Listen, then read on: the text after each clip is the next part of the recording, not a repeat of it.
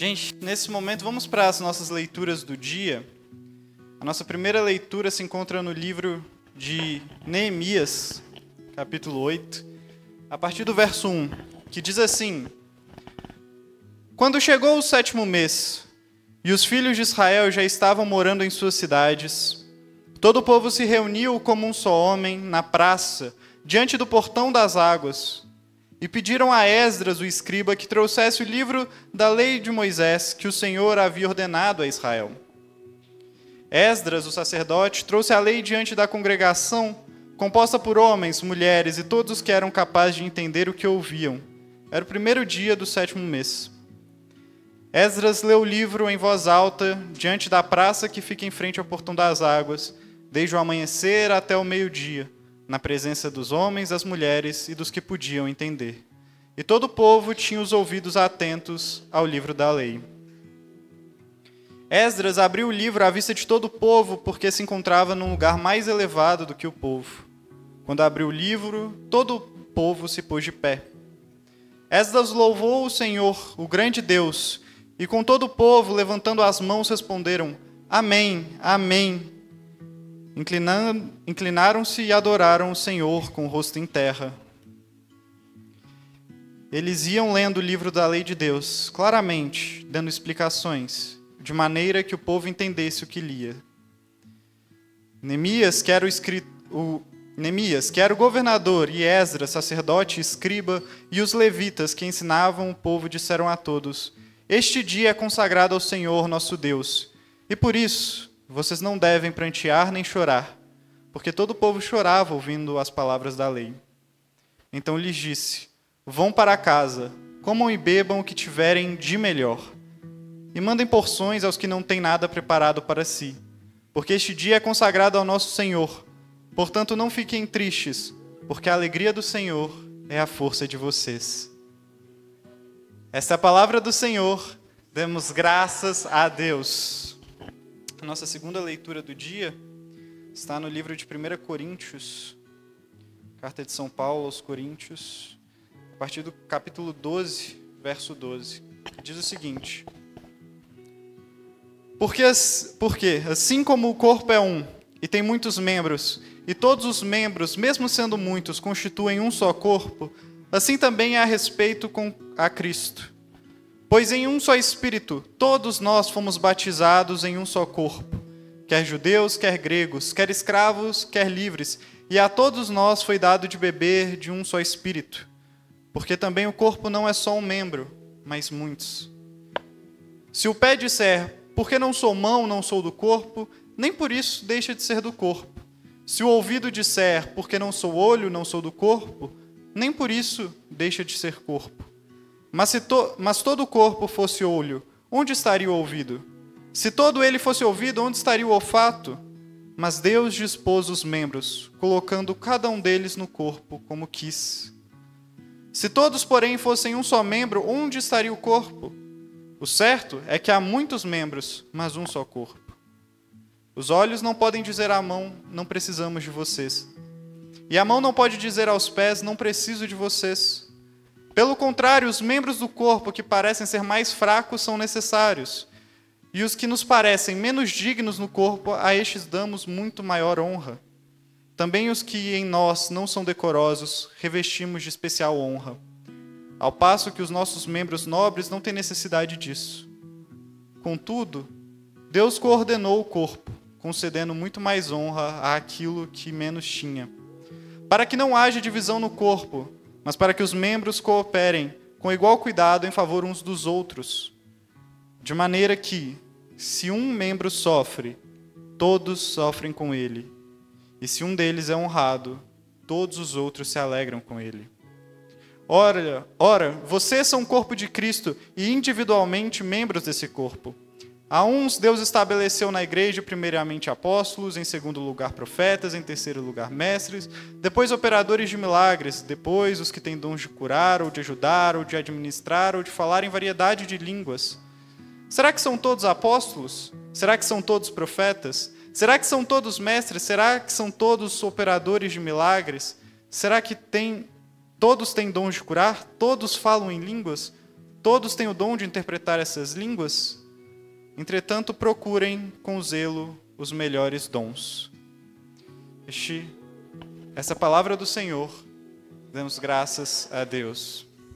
Irmãos, vamos colocar de pé nesse momento, em reverência à leitura do Santo Evangelho de nosso Senhor Jesus Cristo.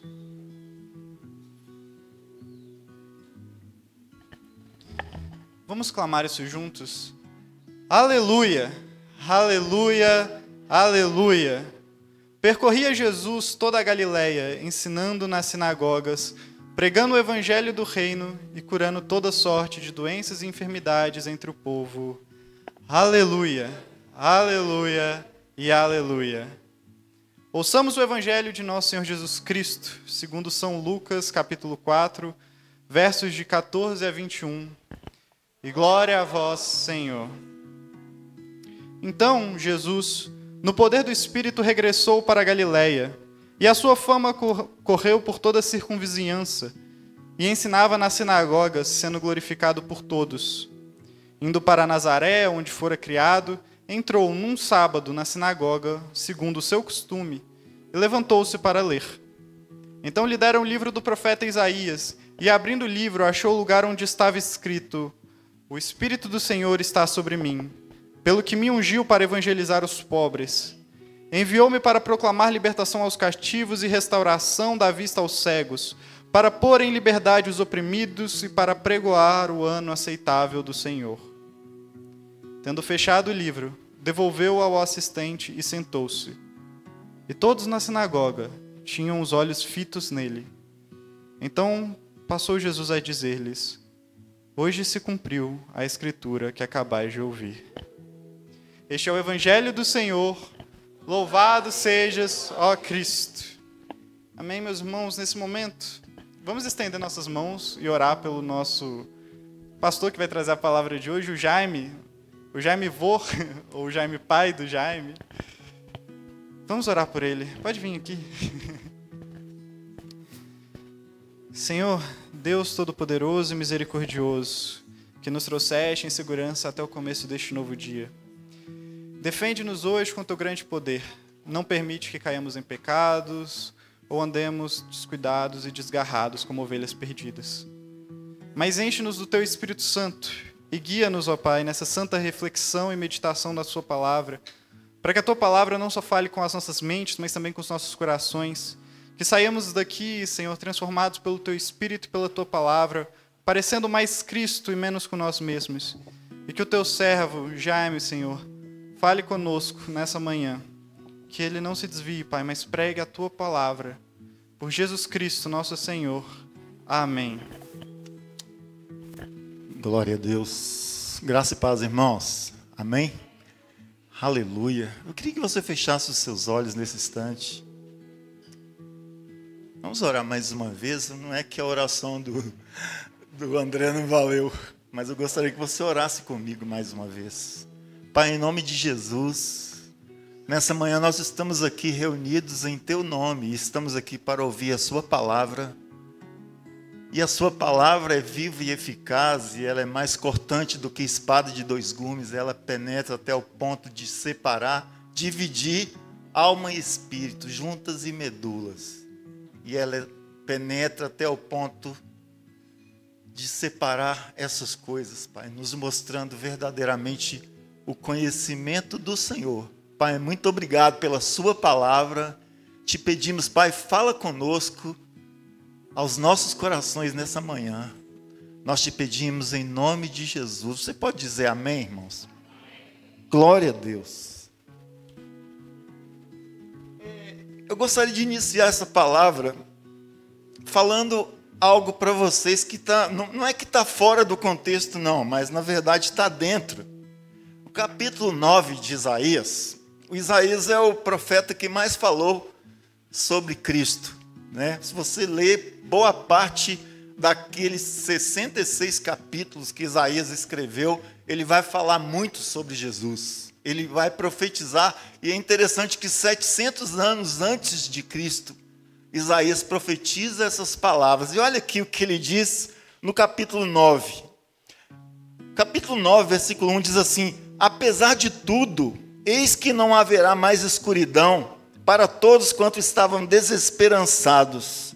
No passado ele humilhou a terra de Zebulon e de Naphtali, contudo no futuro cobrirá de glória a Galiléia dos gentios, o caminho do mar, o além do Jordão, o distrito das nações. O povo que andava nas trevas viu uma grande luz, e os que habitavam na região da sombra da morte resplandeceu a luz.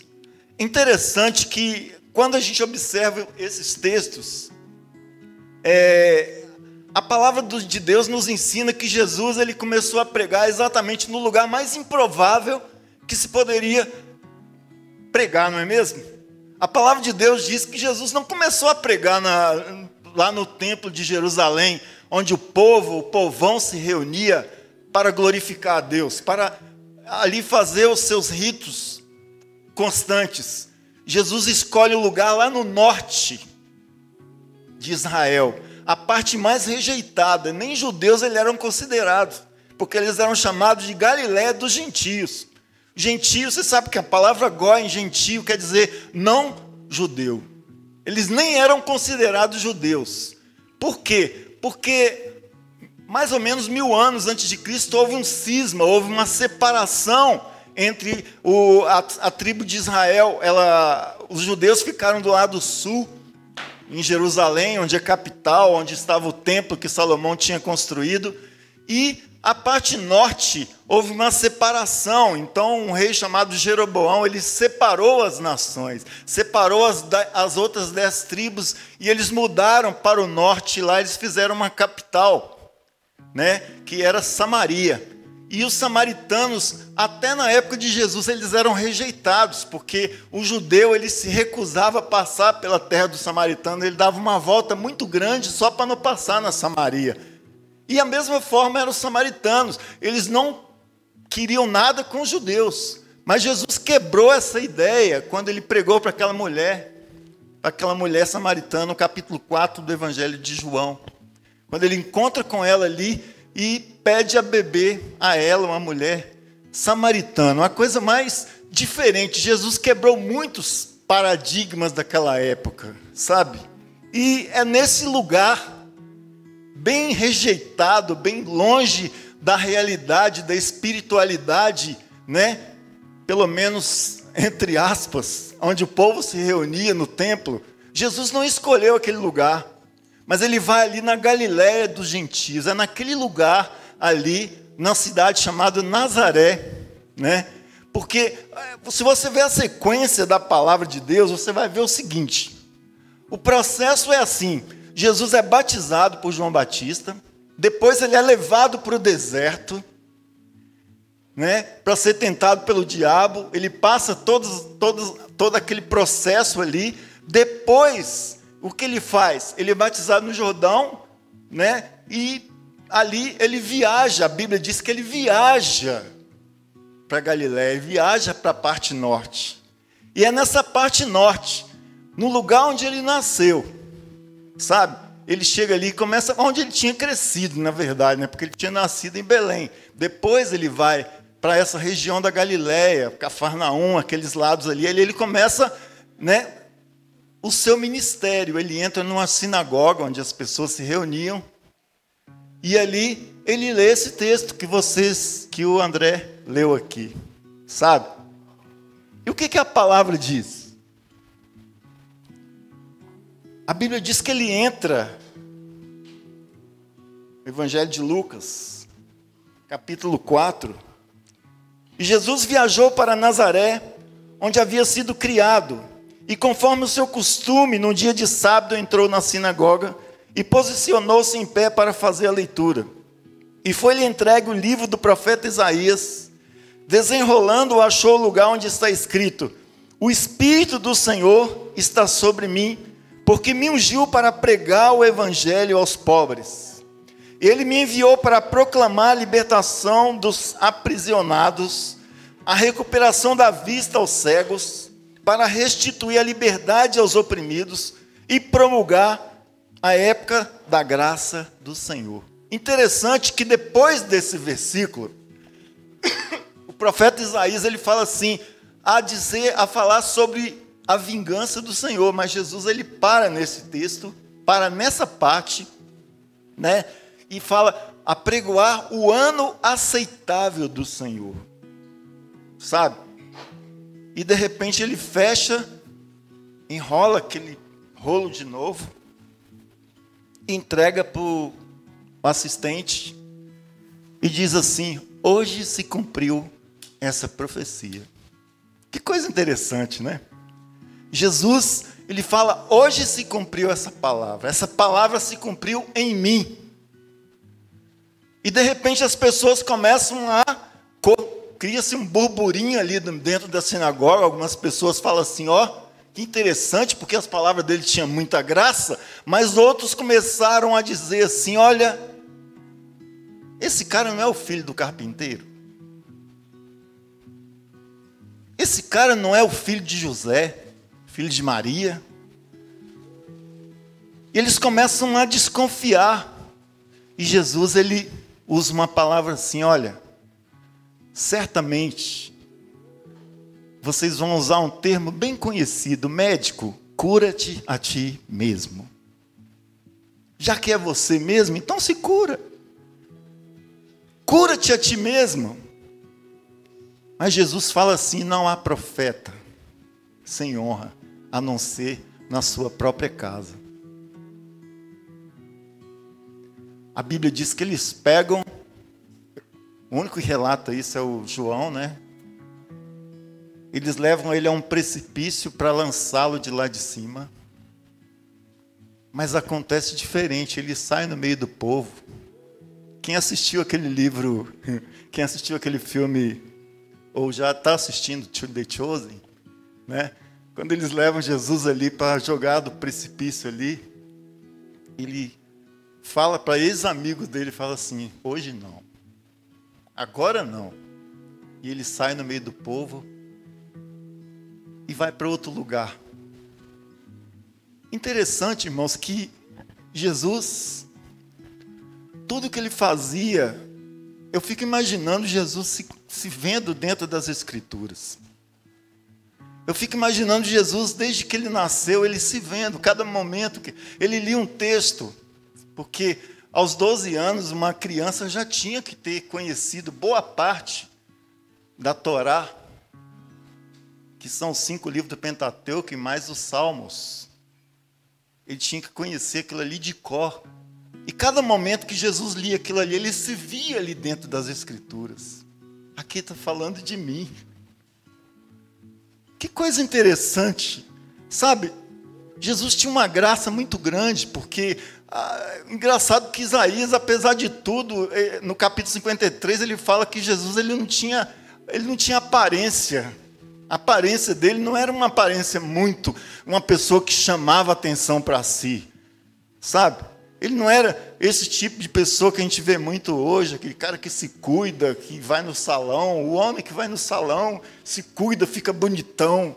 Jesus não era desse tipo de pessoa. Ele não buscava, sabe, chamar atenção para si. O profeta Isaías, ele fala assim, olhando para ele, nenhuma beleza víamos. Nós o reputávamos aflito e ferido de Deus. Tudo bem que é no momento que ele estava sofrendo, sabe? Quando eles estavam batendo nele, que batia com a cana na cabeça dele, colocaram uma coroa de espinhos, sangue escorrendo pelo seu rosto, e as pessoas olhavam para ele e falavam assim, olha, nenhuma beleza tinha, não tem nada de belo nesse camarada. Nós o reputávamos por aflito e ferido de Deus. Mas o texto de Isaías fala assim, verdadeiramente, ele tomou sobre si todas as nossas dores. Ele levou sobre si todas as nossas transgressões. Pelas suas pisaduras nós fomos sarados. Sabe?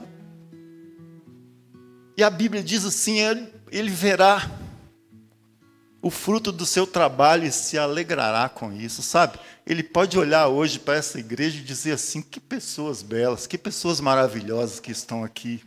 Ele pode olhar para você, querido, sabe?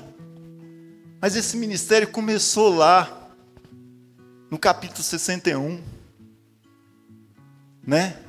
Em que Jesus diz em que o profeta Isaías tão graciosamente fala essas palavras. Que coisa maravilhosa quando você lê o texto da palavra de Deus, entende? Capítulo 61.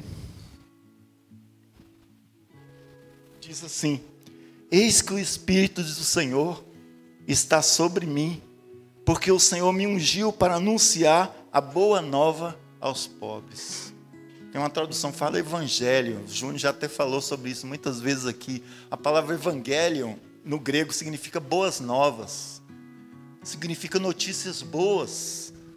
Sabe, naquele lugar na Galileia, num lugar tão desesperado, porque tinha tido uma destruição ali muito grande, mais ou menos na época de Isaías aconteceu algo interessante não, muito triste, porque um rei assírio chamado Tiglat-Pileser entrou dentro de Israel e levou aquele povo tudo cativo, sabe?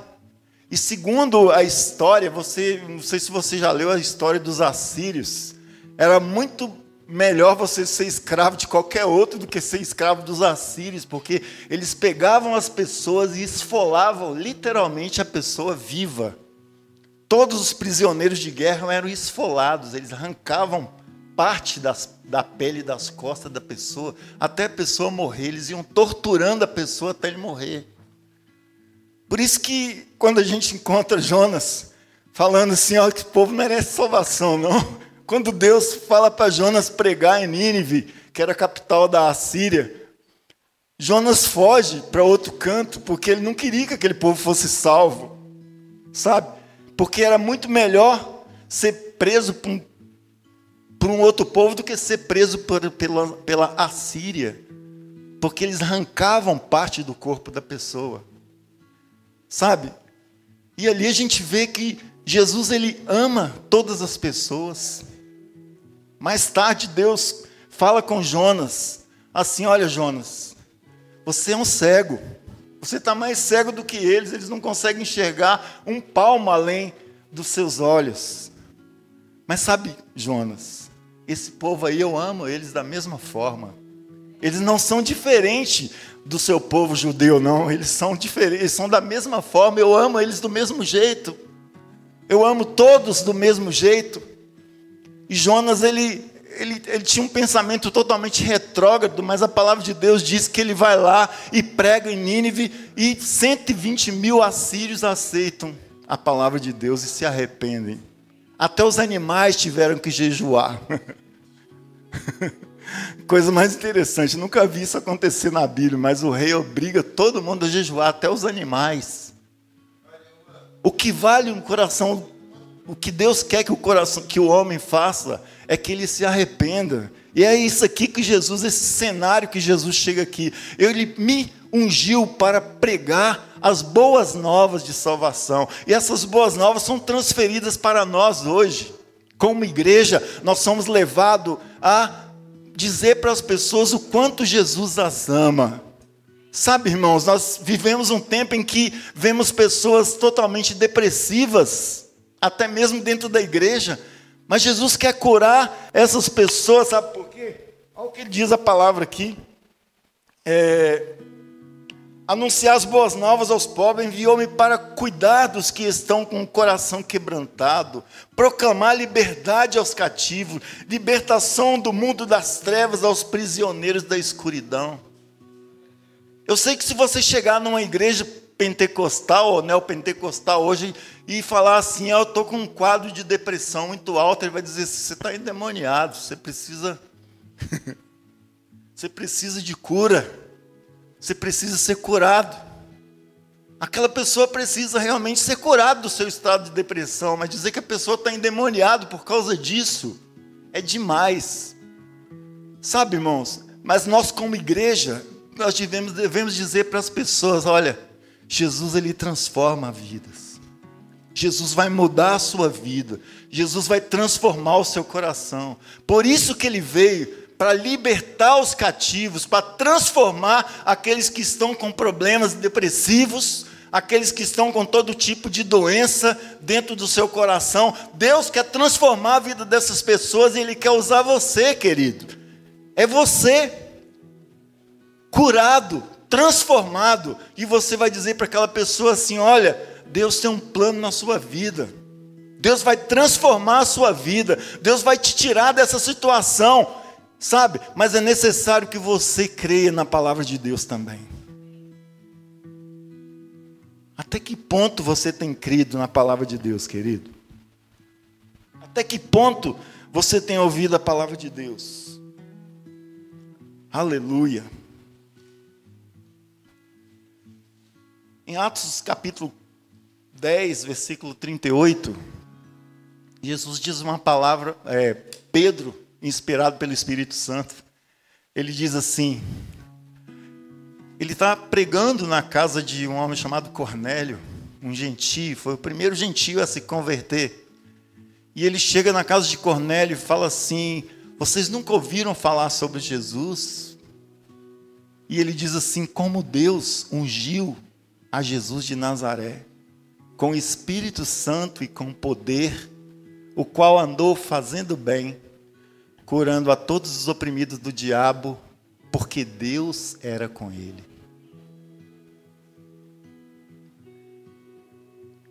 Pedro está apenas expressando aquilo que ele ouviu. Pedro estava inspirado pelo Espírito Santo.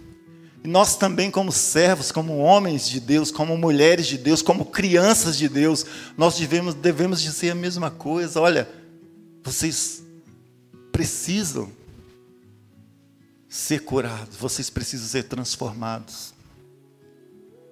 Interessante que nesse mesmo texto de Isaías 61, diz uma palavra assim, que o propósito era que eles se transformassem em algo. Olha o que diz aqui. Aleluia. Com efeito, eu, Yahvé, que amo o direito e detesto a desonestidade, é o versículo 8, o roubo e toda malignidade, lhe darei fielmente sua recompensa e estabelecerei com eles uma aliança por toda a eternidade. A posteridade será conhecida entre as nações, a sua posteridade, a sua descendência no meio dos povos. Todos aqueles que os virem reconhecerão que eles são um povo abençoado por Deus. Transbordo de alegria em Yahvé, o Senhor. A minha alma se regozija no meu Deus, porque Ele me vestiu com vestes de salvação, cobriu-me com manto de justiça, como um noivo que se adorna com uma coroa sacerdotal, qual noivo que se enfeita com as mais ricas joias, porque assim como a terra faz brotar e planta-se o jardim do germinar, faz germinar a semente, assim o soberano Yahvé fará nascer a justiça e o louvor diante de todas as nações. Mas o texto está escrito assim: farei com que vocês sejam como carvalhos de justiça. E é interessante, né? Carvalho de justiça. O que significa esse carvalho de justiça? Em Portugal, eles usam o carvalho, e em outros lugares do mundo também, eles usam o carvalho para colocar vinho, sabe? O vinho é curtido no carvalho, e quanto mais tempo aquele vinho fica ali naquele barril de carvalho, ele conserva toda a sua essência, sabe? E quando Deus fala assim, usa essa expressão carvalho de justiça, significa que junto dele você vai manter toda a sua essência como homem, como mulher de Deus. Você será cheio do Espírito Santo. E quando você for cheio do Espírito Santo, você vai exalar tudo aquilo que Deus sai de dentro de Deus e transborda para você. E quando esse transbordar flui dentro de você, as pessoas vão olhar para você e dizer assim: essa pessoa é diferente. Tinha um homem de Deus, né? Não sei se você já conhece a história de Eliseu. Eliseu era um homem tão né, exalava Deus, que todo lugar que ele ia, e ele passava por um lugar, e tinha uma família ali, um homem e uma mulher, já velhos. E toda vez que Eliseu passava ali, eles se separaram, construíram um quartinho para Eliseu dormir. Toda vez que ele passava, porque as viagens eram constantes. E toda vez que Eliseu chegava, passava por ali, ele pousava naquele quartinho que eles fizeram para ele. E a mulher daquele homem, a mulher disse para aquele homem assim: olha, engraçado, esse cara que passa por nós aqui sempre, ele é um santo homem de Deus. Ele nunca tinha falado que era um homem de Deus. Mas eles reconheceram pela postura de Eliseu, pela forma como ele se conduzia. Esse cara é um homem de Deus. Até que Eliseu, um dia, ele chamou o seu ajudante ali e falou para ele assim: olha, essa família tem nos tratado tão bem. Essa família tem nos tratado tão bem. E eu queria dar um presente para eles.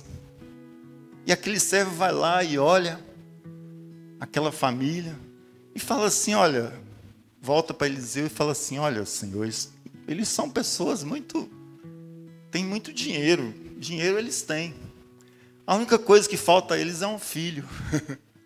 Porque eles são um casal já velho.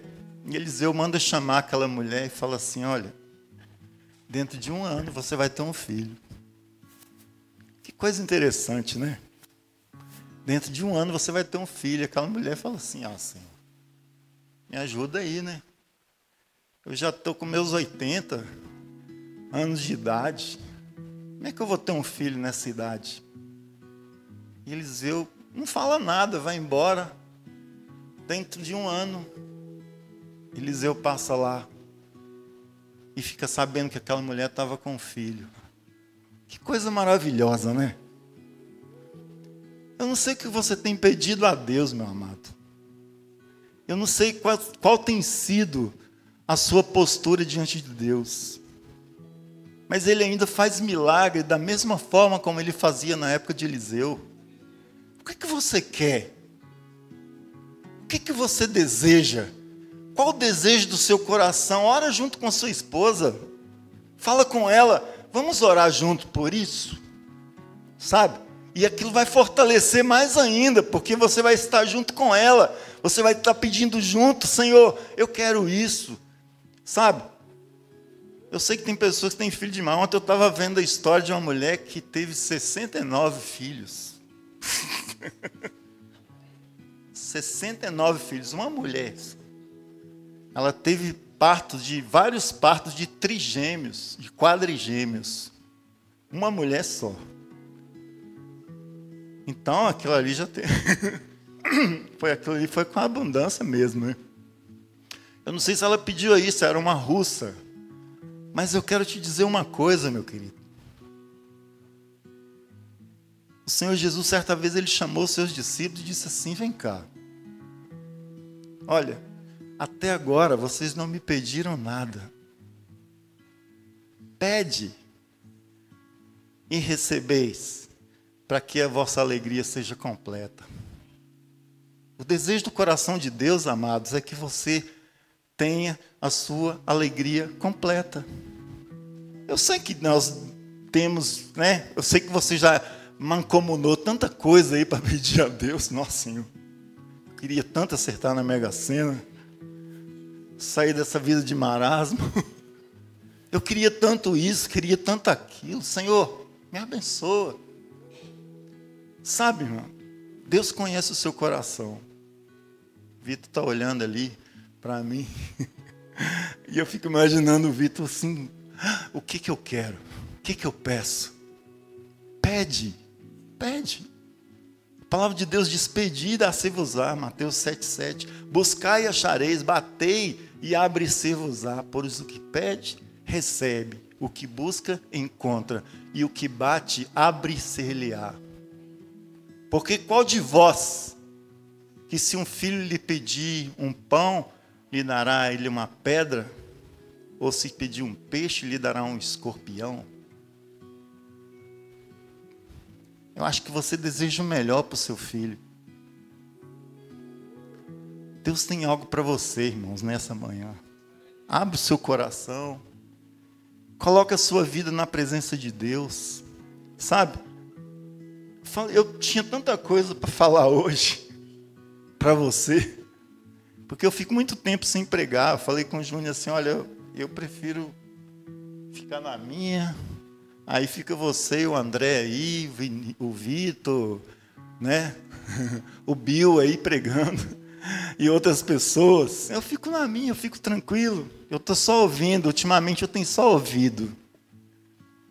Sabe? Eu tenho deixado que Deus fale comigo. Eu tenho deixado que Deus fale comigo através de vocês. Sabe? Eu vejo esse casal aqui. Gosto tanto dos dois, sério mesmo.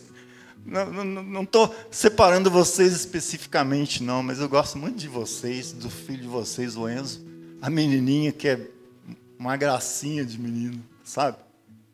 Mas Deus trata especificamente com você e olha para você e fala assim, que filho especial que eu tenho, que filho bacana que eu tenho. Abre o seu coração para Deus, meu amado. Ele quer te usar, sabe? Quando a palavra de Deus diz assim, olha, Ele me separou, o Espírito do Senhor está sobre mim e está sobre você. Porque Ele me ungiu para pregar as boas novas. Sabe?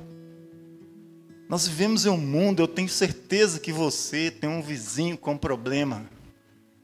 Sabe? Eu tenho certeza que você tem um vizinho que tem um problema específico cada dia, mas você muitas vezes se recusa, sabe? Eu fiquei tão triste uma vez, eu morava lá perto do Teixeira Dias, ali no Santa Helena, Barreiro. E eu fiquei sabendo que tinha um rapaz que tinha câncer, um rapaz novo. Era vizinho nosso, morava perto de uma padaria. E naquela época, a gente era da Assembleia de Deus, né, Vanildo? E eu perdi a oportunidade. Constantemente, Deus falava comigo assim, ó, vai lá, fala uma palavra para aquele rapaz. E eu não falei, e de repente a gente ficou sabendo que o rapaz tinha morrido. Morreu. Não sei se alguém foi lá, de repente pregou a palavra para ele. Sabe? Mas Deus nos separou para isso. Deus nos separou para pregar as boas novas de salvação, para pregar abertura de prisão aos presos, apregoar o ano aceitável do Senhor. Nós estamos num período, irmão, chamado de período da graça. E esse período da graça já perdura mais de 2000 anos. E você tem oportunidade, muitas vezes, de falar para uma pessoa quanto Deus a ama. Mas nós não falamos isso. Um vizinho que mora do nosso lado, que precisa da nossa ajuda, muitas vezes nós recusamos ajudar aquela pessoa. E aí? Antigamente nós estávamos em umas igrejas que falavam assim, quando você chegar diante de Deus, quantas pessoas você vai levar para Ele? Né, Vanildo? Quando você chegar diante de Deus, você vai chegar diante de Deus de mãos vazias. Hoje não se fala muito mais nisso, mas muitas vezes nós temos oportunidade de pregar para um vizinho que está ali do nosso lado, para falar para ele assim, olha, Deus tem um plano na sua vida. Deus quer transformar a sua vida.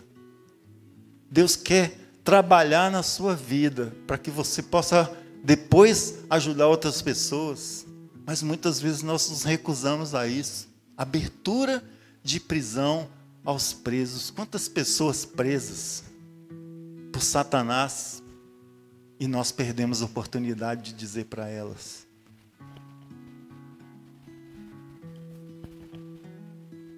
Aleluia.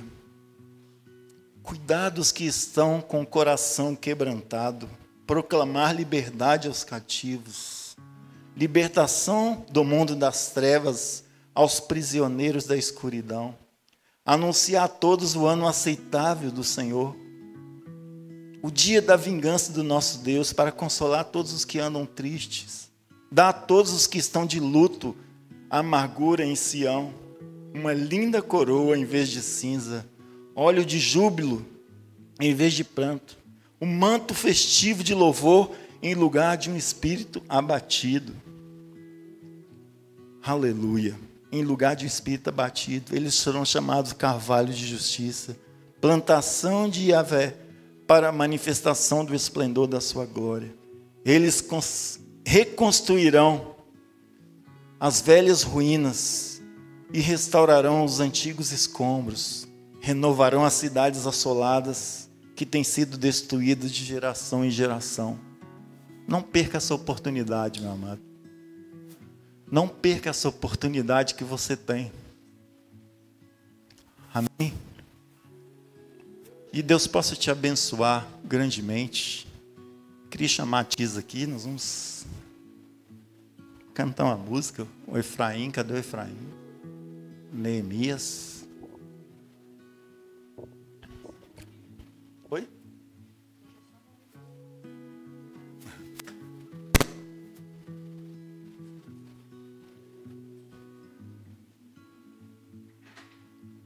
Aleluia.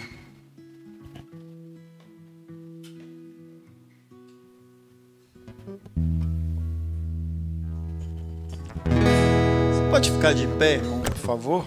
Se você puder. Se não puder, não tem problema. Fica sentado mesmo. Mas fica com seu coração aberto.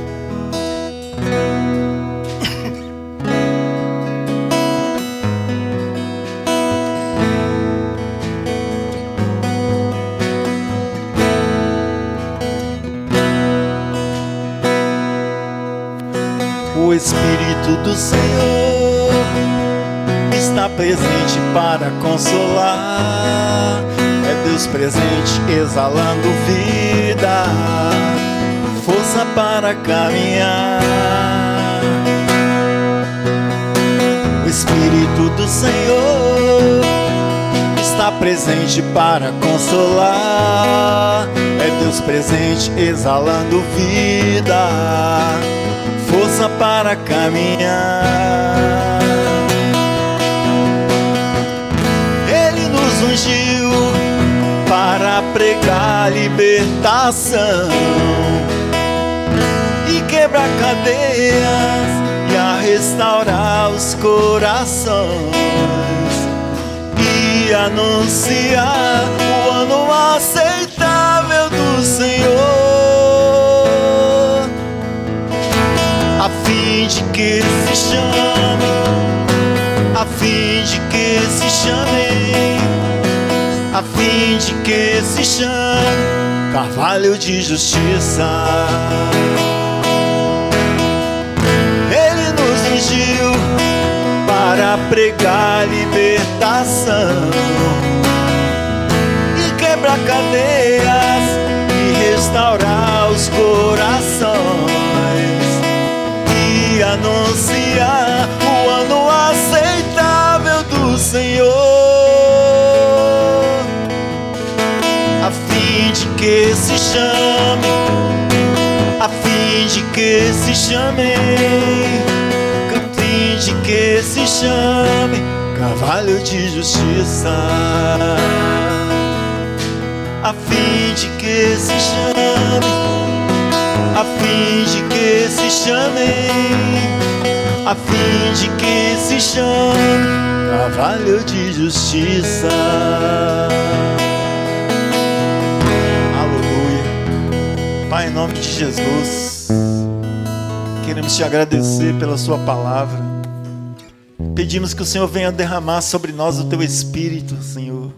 Que essa palavra venha, Deus, entrar no coração de cada pessoa que está aqui, que nós possamos nos abrir para ouvir o teu Evangelho, que nós não venhamos a perder as oportunidades que nós temos, Senhor, de falar o quanto o Senhor é bom e quanto a sua misericórdia dura para sempre. Limpa os nossos corações cada dia, Pai. Nos ajude, Senhor, a proclamar a sua palavra, Pai. Nós te pedimos em nome de Jesus Cristo. Amém.